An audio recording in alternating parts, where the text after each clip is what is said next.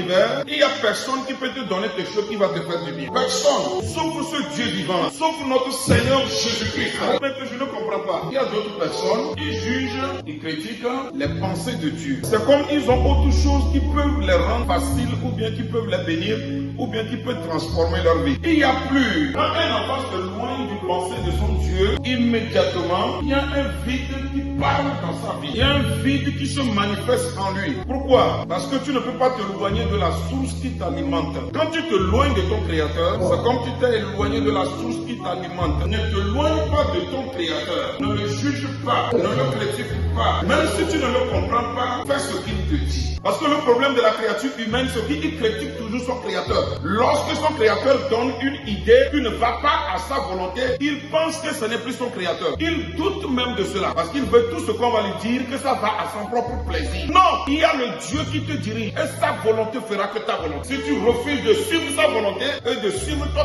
passion, immédiatement tu te déconnectes de ce Dieu vivant.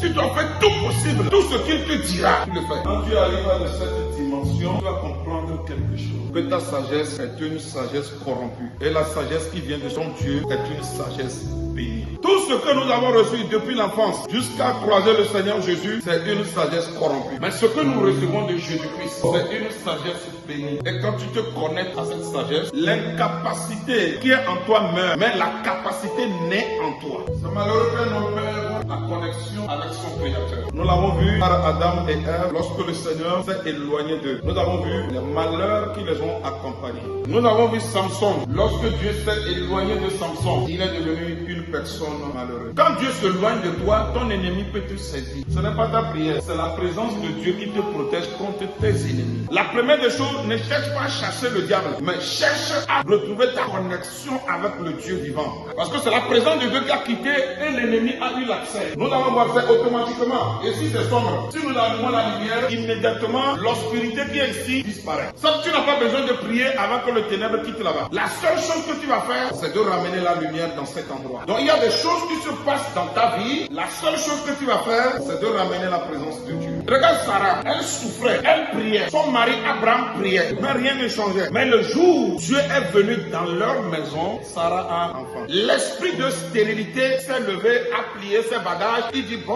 ce grand homme-là vient. Là où il est, moi je n'habite pas là-bas. Je plie mes bagages, je sors de cette maison.